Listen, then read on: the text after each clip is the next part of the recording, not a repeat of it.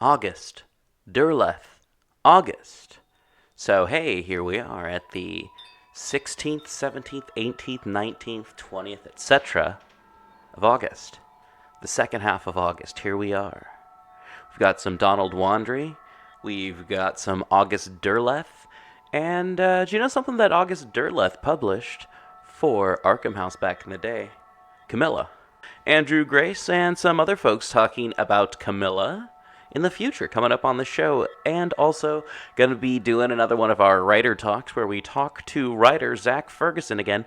You might remember him from an episode of People's Guide to the Cthulhu Mythos where he talks about Fritz Lang, and another one he talked about Ramsey Campbell way back when, and we've had him on here and there. And anyway, Zach will be joining us later this month. And thank you again for listening to Black Clock Audio Tales. I'm your host, DB Spitzer.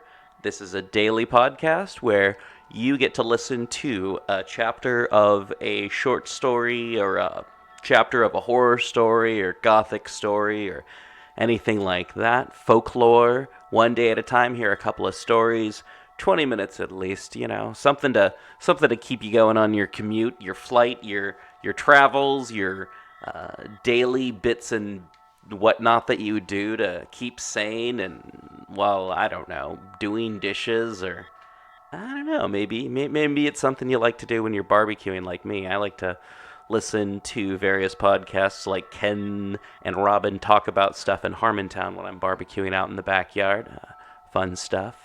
Anyway, so if you want to keep this podcast going and People's Guide to the Cthulhu Mythos and us exploring weird fiction and all that kind of fun stuff, be sure to check out pgttcm.podbean.com and become a patron. Not Patreon. We don't go with Patreon. Or you can go to paypal.me/pgttcm and donate whatever you think is going to help us keep going. If you want to do it on a regular basis, that's great. If you want to just do a one-time thing, that's cool too. And if you don't want to send us money, you just want something cool in return, go to threadless.com, look for pgttcm/ dot, I don't know which one it is, but just look for pgttcm on threadless.com and get a shirt, get a tote bag, whatever. It helps support the show and keeps us going. We've got some cool designs up right now for logos for the show. We've got Cthulhu designs, we've got various weird fiction authors and horror authors t-shirt designs, and got a new Ratfink inspired Sathagwa t-shirt up there right now. And all right, thank you so much. And remember to rate, review, subscribe wherever you rate, review, and subscribe. Carmilla by J. Sheridan Le Fanu. Chapter 3. We Compare Notes. We followed the cortege with our eyes until it was swiftly lost to sight in the misty wood, and the very sound of the hoofs and the wheels died away in the silent night air. Nothing remained to assure us that the adventure had not been an illusion of a moment but the young lady, who just at that moment opened her eyes. I could not see, for her face was turned from me, but she raised her head, evidently looking about her, and I heard a very sweet voice ask complainingly, "Where is Mamma?" Our good Madame Perrodon answered tenderly, and added some comfortable assurances. I then heard her ask, "Where am I? What is this place?" And after that she said, "I don't see the carriage. And Matska, where is she?" Madame answered all her questions in so far as she understood them, and gradually the young lady remembered how the misadventure came about, and was glad to hear that no one in or in attendance on the carriage was hurt, and on learning that her mamma had left her here till her return in about 3 months, she wept. I was going to add my consolations to those of Madame Perrodon when Mademoiselle de La Fontaine placed her hand upon my arm, saying, "Don't approach. One at a time is as much as she can at present converse with. A very little excitement would possibly overpower her now." As soon as she is comfortably in bed, I thought, I will run up to her room and see her. My father, in the meantime, had sent a servant on horseback for the physician, who lived about 2 leagues away, and a bedroom was being prepared for the young lady's reception. The stranger now rose, and leaning on Madame's arm, walked slowly over the drawbridge and into the castle gate. In the hall, servants waited to receive her, and she was conducted forthwith to her room. The room we usually sat in, as our drawing-room is long, having 4 windows, that looked over the moat and the drawbridge, upon the forest scene I have just described. It is furnished in old carved oak, with large carved cabinets, and the chairs are cushioned with crimson Utrecht velvet. The walls are covered with tapestry, and surrounded with great gold frames, the figures being as large as life, in ancient and very curious costume, and the subjects represented are hunting, hawking, and generally festive. It is not too stately to be extremely comfortable, and here we had our tea, for with his usual patriotic leanings he insisted that the national beverage should make its appearance regularly with our coffee and chocolate. We sat here this night, and with candles lighted, were talking over the adventure of the evening. Madame Perrodon and Mademoiselle de La Fontaine were both part of our party. The young stranger had hardly lain down in her bed when she sank into a deep sleep, and those ladies had left her in the care of a servant. "How do you like our guest?" I asked, as soon as Madame entered. "Tell me all about her." "I like her extremely," answered Madame. "She is, I almost think, the prettiest creature I ever saw, about your age, and so gentle and nice." "She is absolutely beautiful," threw in Mademoiselle, who had peeped for a moment into the stranger's room. "And such a sweet voice," added Madame Perrodon. "Did you remark a woman in the carriage after it was set up again who did not get out?" inquired Mademoiselle, "but only looked from the window?" "No, we had not seen her." Then she described a hideous black woman, with a sort of colored turban on her head, and who was gazing all the time from the carriage window, nodding and grinning derisively toward the ladies, with gleaming eyes and large white eyeballs, and her teeth set as if in fury.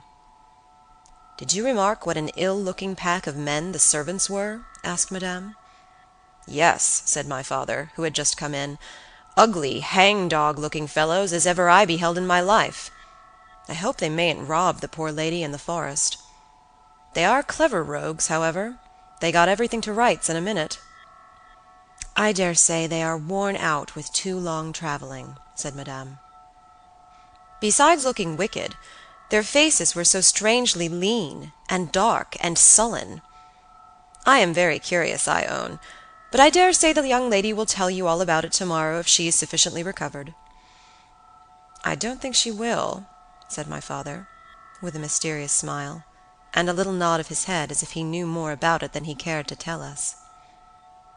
This made us all the more inquisitive as to what had passed between him and the lady in black velvet, in the brief but earnest interview that had immediately preceded her departure. We were scarcely alone when I entreated him to tell me. He did not need much pressing. "There is no particular reason why I should not tell you. She expressed a reluctance to trouble us with the care of her daughter, saying she was in delicate health, and nervous, but not subject to any kind of seizure, she volunteered that, nor to any illusion, being, in fact, perfectly sane." "How very odd to say all that," I interpolated. "It was so unnecessary." "At all events, it was said," he laughed, "and as you wish to know all that passed, which was very little indeed, I tell you. She then said, 'I am making a long journey of vital importance,' she emphasized the word, 'rapid and secret. I shall return for my child in 3 months. In the meantime she will be silent as to who we are, whence we come, and whither we are traveling.' That is all she said. She spoke very pure French. When she said the word 'secret,' she paused for a few seconds, looking sternly, her eyes fixed on mine. I fancy she makes a great point of that. You saw how quickly she was gone. I hope I have not done a very foolish thing in taking charge of the young lady." For my part, I was delighted. I was longing to see and talk to her, and only waiting till the doctor should give me leave. You who live in towns can have no idea how great an event the introduction of a new friend is in such a solitude as surrounded us. The doctor did not arrive till nearly 1 o'clock, but I could no more have gone to my bed and slept than I could have overtaken on foot the carriage in which the princess in black velvet had driven away. When the physician came down to the drawing-room, it was to report very favorably upon his patient. She was now sitting up, her pulse quite regular, apparently perfectly well. She had sustained no injury, and the little shock to her nerves had passed away quite harmlessly. There could be no harm certainly in my seeing her if we both wished it, and with this permission I sent forthwith to know whether she would allow me to visit her for a few minutes in her room. The servant returned immediately to say that she desired nothing more. You may be sure I was not long in availing myself of this permission. Our visitor lay in one of the handsomest rooms in the Schloss. It was, perhaps, a little stately. There was a sombre piece of tapestry opposite the bed, representing Cleopatra with the asps to her bosom, and other solemn classic scenes were displayed, a little faded, upon the other walls. But there was gold carving and rich and varied color enough in the other decorations of the room to more than redeem the gloom of the old tapestry. There were candles at the bedside.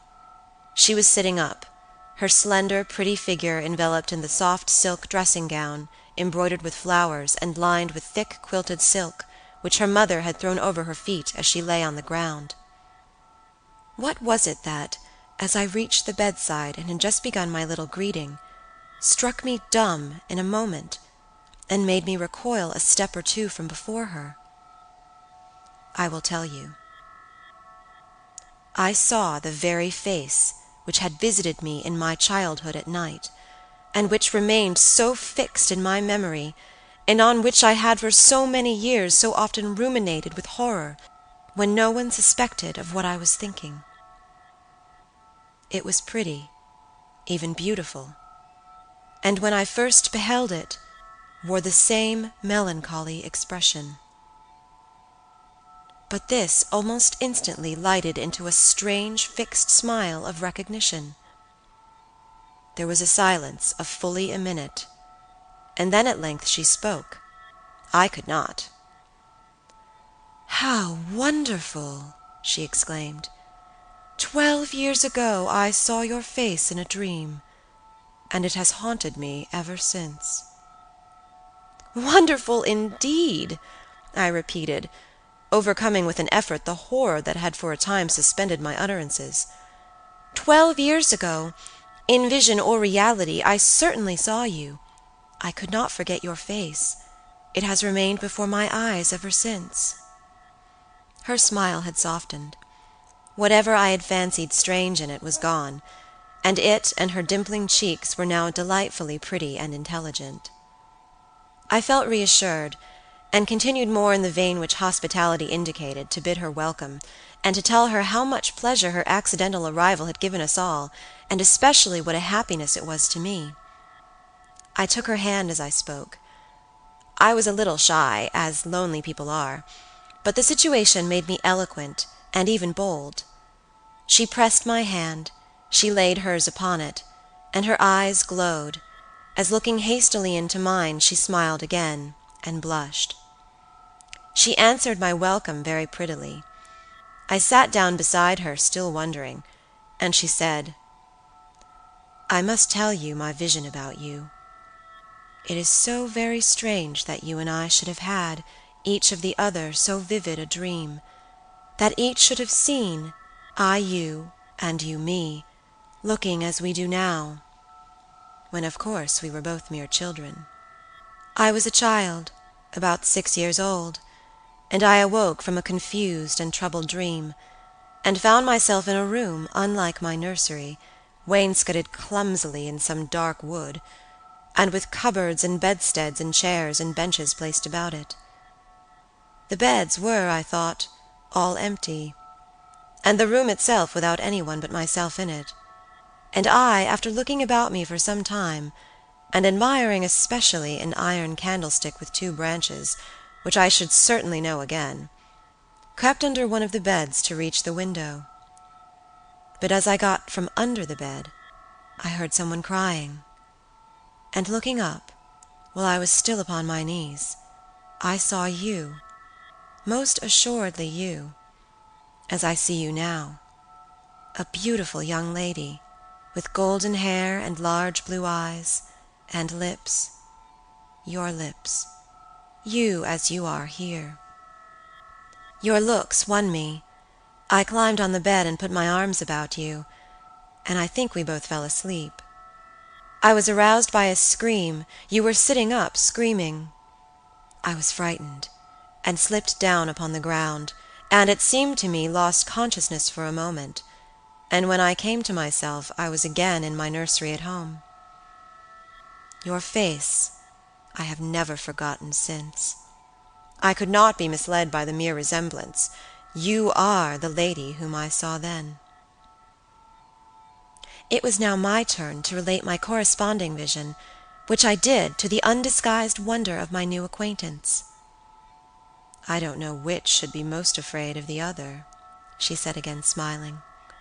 If you were less pretty, I think I should be very much afraid of you. But being as you are, and you and I both so young, I feel only that I have made your acquaintance 12 years ago, and have already a right to your intimacy. At all events, it does seem as if we were destined from our earliest childhood to be friends. I wonder whether you feel as strangely drawn towards me as I do to you. I have never had a friend. Shall I find one now? She sighed, and her fine dark eyes gazed passionately on me. Now the truth is, I felt rather unaccountably towards the beautiful stranger. I did feel, as she said, drawn towards her, but there was also something of repulsion. In this ambiguous feeling, however, the sense of attraction immensely prevailed. She interested and won me. She was so beautiful, and so indescribably engaging. I perceived now something of languor and exhaustion stealing over her, and hastened to bid her good night. The doctor thinks, I added, that you ought to have a maid sit up with you tonight. One of ours is waiting, and you will find her a very useful and quiet creature. How kind of you! But I could not sleep. I never could with an attendant in the room. I shan't require any assistance. And shall I confess my weakness? I am haunted with a terror of robbers. Our house was robbed once, and 2 servants murdered, so I always lock my door. It has become a habit. And you look so kind, I know you will forgive me. I see there is a key in the lock. She held me close in her pretty arms for a moment, and whispered in my ear, "Good night, darling. It is very hard to part with you, but good night. Tomorrow, but not early, I shall see you again." She sank back on the pillow with a sigh, and her fine eyes followed me with a fond and melancholy gaze, and she murmured again, "Good night, dear friend." Young people like, and even love, on impulse. I was flattered by the evident, though as yet undeserved, fondness she showed me. I liked the confidence with which she at once received me. She was determined that we should be very near friends. Next day came, and we met again. I was delighted with my companion, that is to say, in many respects. Her looks lost nothing in daylight. She was most certainly the most beautiful creature I had ever seen, and the unpleasant remembrance of the face presented in my early dream had lost the effect of the first unexpected recognition. She confessed that she had experienced a similar shock on seeing me, and precisely the same faint antipathy that had mingled with my admiration of her. We now laughed together over our momentary horrors. End of chapter 3.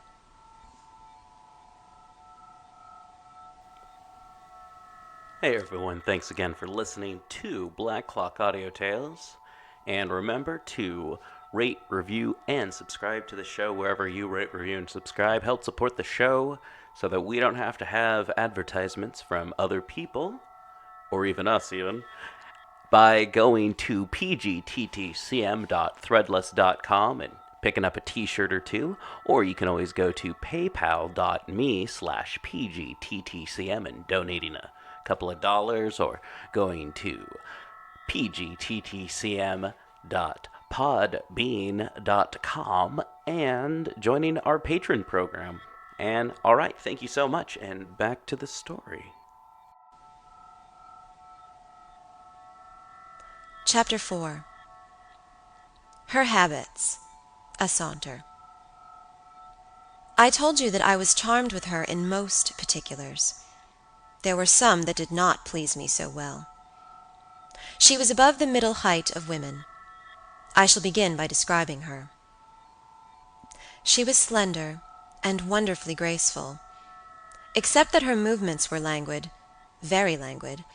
Indeed, there was nothing in her appearance to indicate an invalid. Her complexion was rich and brilliant, her features were small and beautifully formed, her eyes large, dark, and lustrous. Her hair was quite wonderful. I never saw hair so magnificently thick and long when it was down about her shoulders. I have often placed my hands under it and laughed with wonder at its weight. It was exquisitely fine and soft, and in color a rich, very dark brown, with something of gold. I loved to let it down, tumbling with its own weight, as in her room she lay back in her chair talking in her sweet low voice. I used to fold and braid it, and spread it out and play with it. Heavens! If I had but known all. I said there were particulars which did not please me. I have told you that her confidence won me the first night I saw her, but I found that she exercised with respect to herself, her mother, her history, everything, in fact, connected with her life, plans, and people, an ever-wakeful reserve. I dare say I was unreasonable. Perhaps I was wrong. I dare say I ought to have respected the solemn injunction laid upon my father by the stately lady in black velvet. But curiosity is a restless and unscrupulous passion, and no one girl can endure with patience that hers should be baffled by another. What harm could it do anyone to tell me what I so ardently desired to know? Had she no trust in my good sense or honor? Why would she not believe me when I assured her so solemnly that I would not divulge one syllable of what she told me to any mortal breathing? There was a coldness, it seemed to me, beyond her years, in her smiling, melancholy, persistent refusal to afford me the least ray of light. I cannot say we quarreled upon this point, for she would not quarrel upon any. It was, of course, very unfair of me to press her, very ill-bred, but really I could not help it, and I might just as well have let it alone. What she did tell me amounted, in my unconscionable estimation, to nothing. It was all summed up in 3 very vague disclosures. First, her name was Carmilla. Second, her family was very ancient and noble. Third, her home lay in the direction of the west. She would not tell me the name of her family, nor their armorial bearings, nor the name of their estate, nor even that of the country they lived in. You are not to suppose that I worried her incessantly on these subjects. I watched opportunity, and rather insinuated than urged my inquiries. Once or twice, indeed, I did attack her more directly, but no matter what my tactics, utter failure was invariably the result. Reproaches and caresses were all lost upon her. But I must add this, that her evasion was conducted with so pretty a melancholy and deprecation, with so many and even passionate declarations of her liking for me, and trust in my honor, and with so many promises that I should at last know all, that I could not find it in my heart long to be offended with her.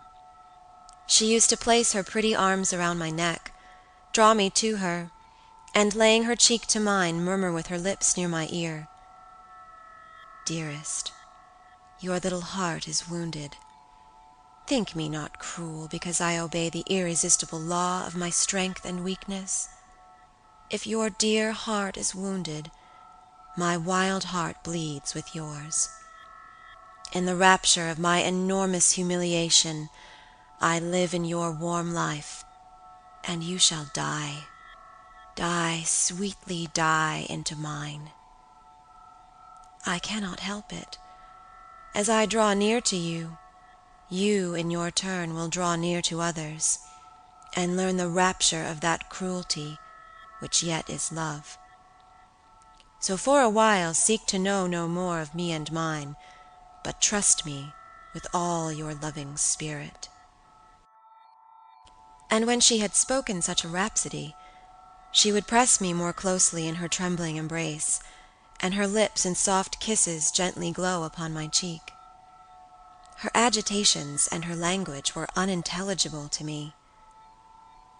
From these foolish embraces, which were not of very frequent occurrence, I must allow I used to wish to extricate myself, but my energies seemed to fail me.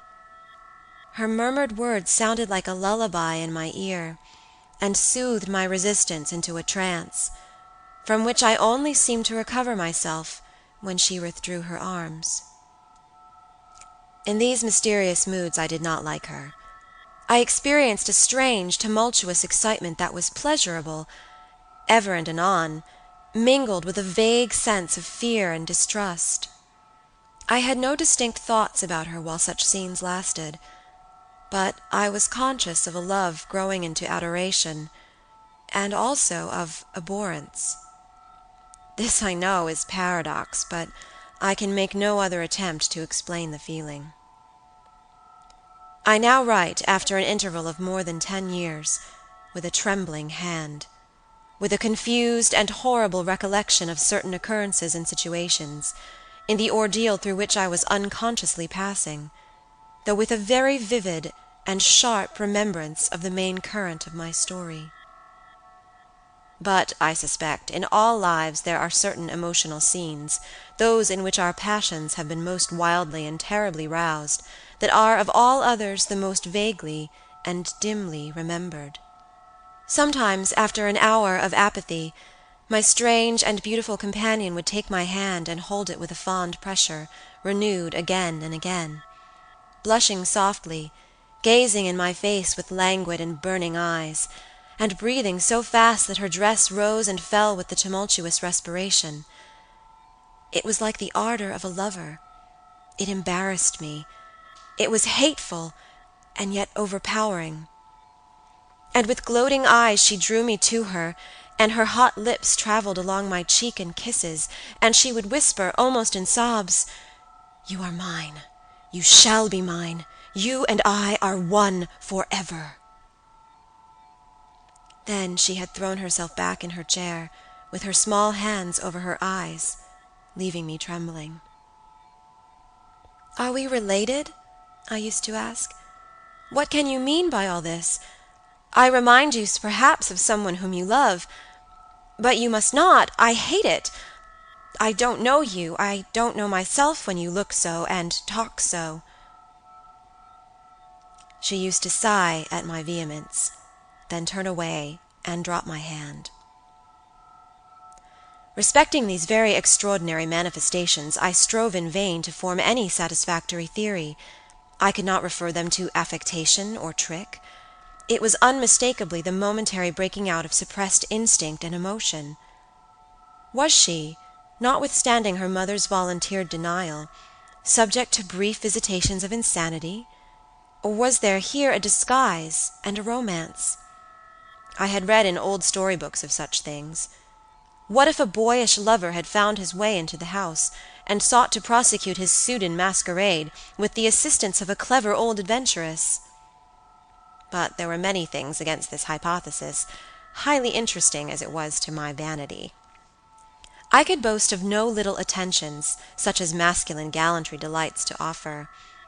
Between these passionate moments there were long intervals of commonplace, of gaiety, of brooding melancholy, during which, except that I detected her eyes so full of melancholy fire, following me, at times I might have been as nothing to her.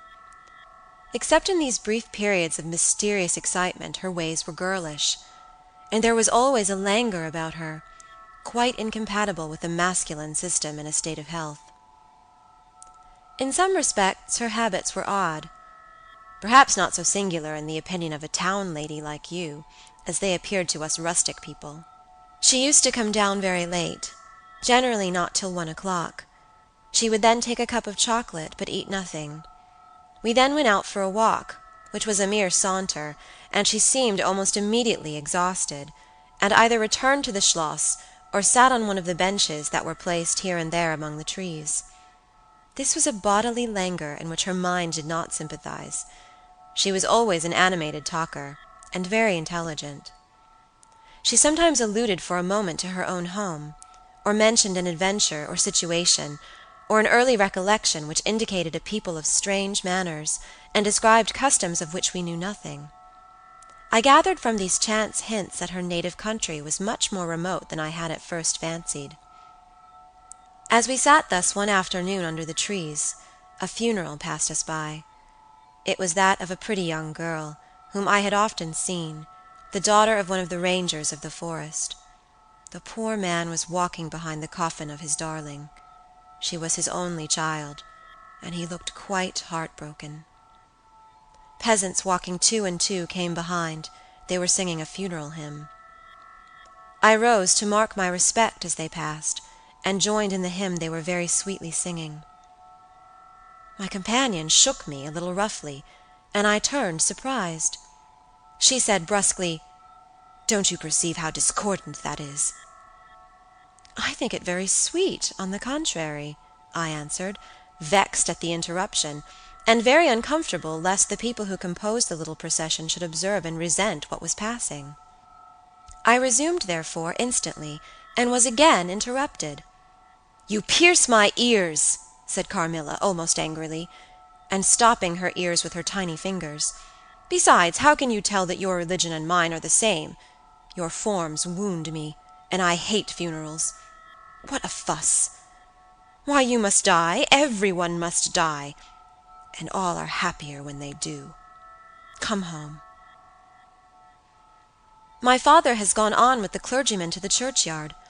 I thought you knew she was to be buried today." "She?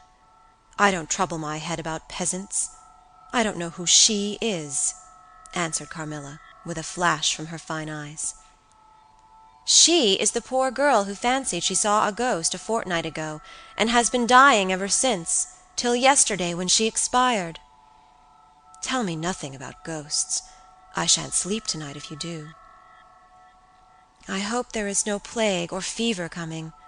All this looks very like it," I continued. "The swineherd's young wife died only a week ago, and she thought something seized her by the throat as she lay in her bed, and nearly strangled her.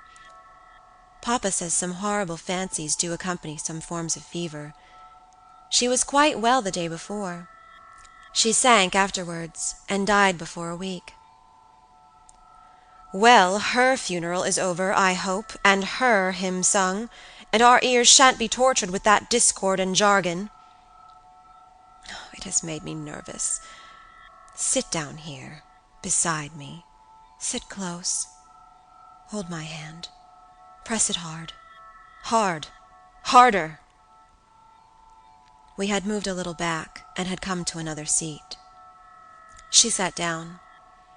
Her face underwent a change that alarmed and even terrified me for a moment. It darkened, and became horribly livid.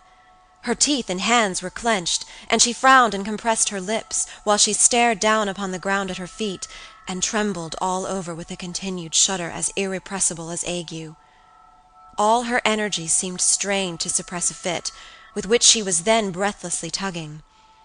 And at length a low, convulsive cry of suffering broke from her, and gradually the hysteria subsided. "There, that comes of strangling people with hymns," she said at last. Hold me still. It is passing away."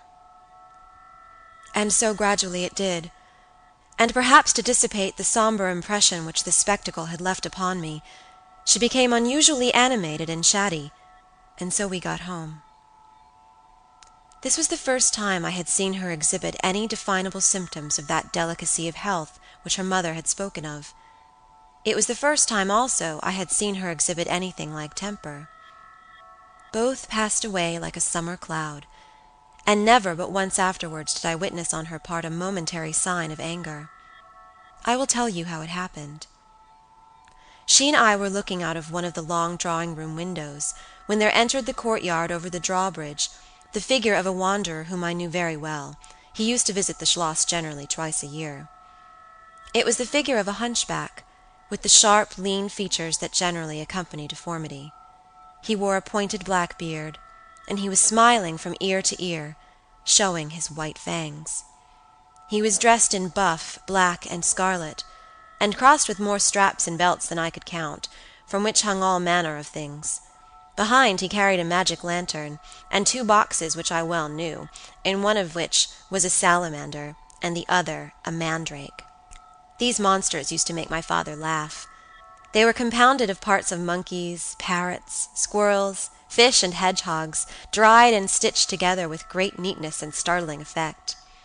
He had a fiddle, a box of conjuring apparatus, a pair of foils and masks attached to his belt, several other mysterious cases dangling about him, and a black staff with copper ferrules in his hand. His companion was a rough, spare dog that followed at his heels, but stopped short, suspiciously, at the drawbridge, and in a little while began to howl dismally. In the meantime, the mountebank, standing in the midst of the courtyard, raised his grotesque hat and made us a very ceremonious bow, paying his compliments very volubly in execrable French, and German not much better. Then, disengaging his fiddle, he began to scrape a lively air to which he sang with a merry discord, dancing with ludicrous airs and activity that made me laugh in spite of the dog's howling. Then he advanced to the window with many smiles and salutations, and his hat in his left hand, his fiddle under his arm, and with a fluency that never took breath, he gabbled a long advertisement of all his accomplishments, and the resources of the various arts which he placed at our service, and the curiosities and entertainments which it was in his power, at our bidding, to display. "Will your ladyships be pleased to buy an amulet against the oupire, which is going like the wolf, I hear, through these woods?" he said, dropping his hat on the pavement. "They are dying of it right and left, and here is a charm that never fails, only pinned to the pillow, and you may laugh in his face." These charms consisted of oblong slips of vellum, with cabalistic ciphers and diagrams upon them. Carmilla instantly purchased one, and so did I. He was looking up, and we were smiling down upon him, amused. At least, I can answer for myself.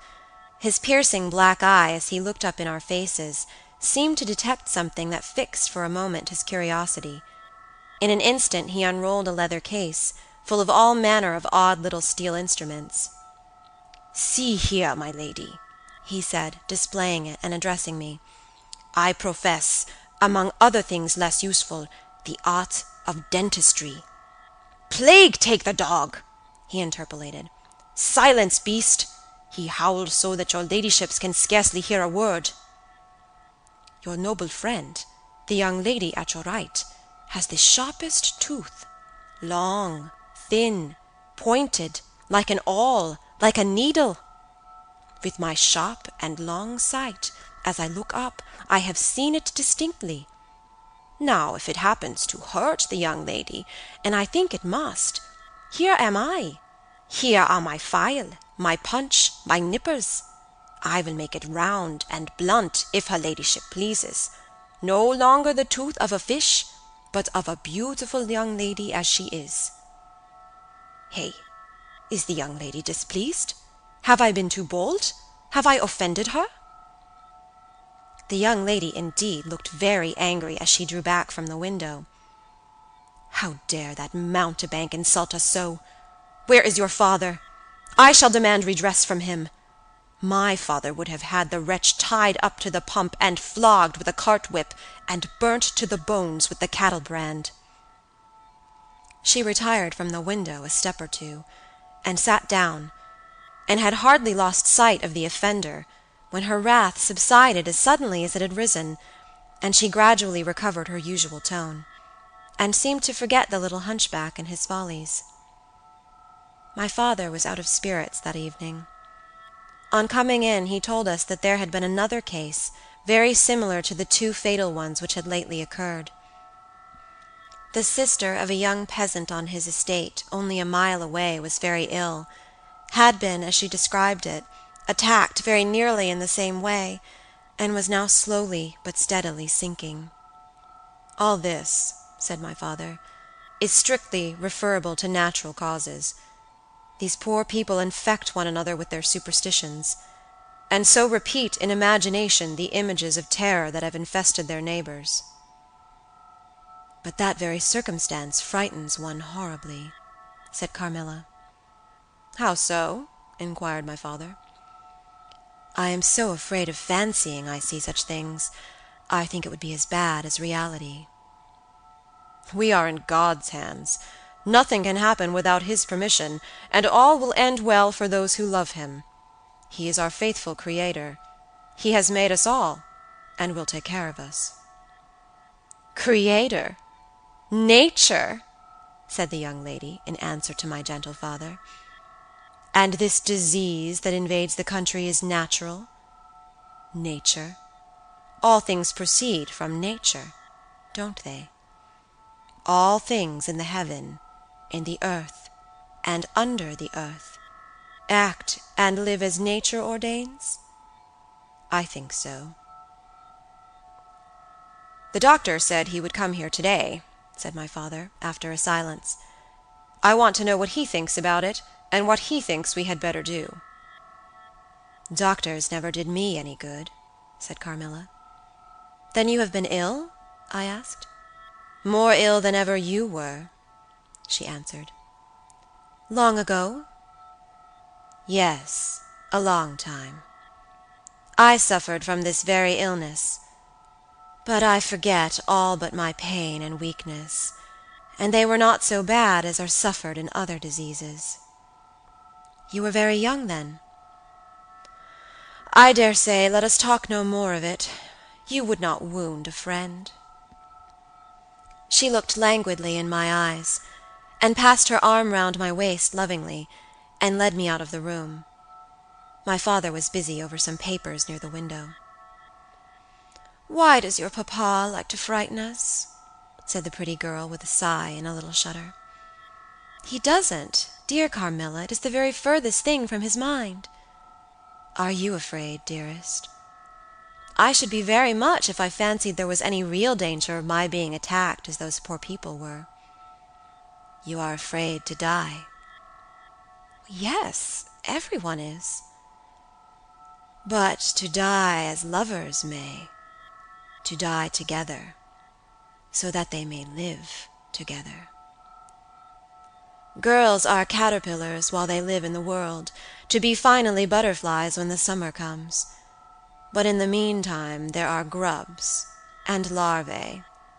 Don't you see, each with their peculiar propensities, necessities, and structure. So says Monsieur Buffon, in his big book, in the next room. Later in the day the doctor came, and was closeted with Papa for some time. He was a skillful man, of 60 and upwards. He wore powder, and shaved his pale face as smooth as a pumpkin. He and Papa emerged from the room together, and I heard Papa laugh and say as they came out, "Well, I do wonder at a wise man like you. What do you say to hippogriffs and dragons?" The doctor was smiling, and made answer, shaking his head, "Nevertheless, life and death are mysterious states, and we know little of the resources of either." And they walked on, and I heard no more. I did not then know what the doctor had been broaching, but I think I guess it now. Thanks again for listening, everyone. I've been your host, DB Spitzer, and music by, well, me this time around. The chimes, that's like audio that I picked up in my backyard and just incorporated, and hey, and I like it. Anyway, yeah, so thank you for listening. Join us tomorrow when we have more of this.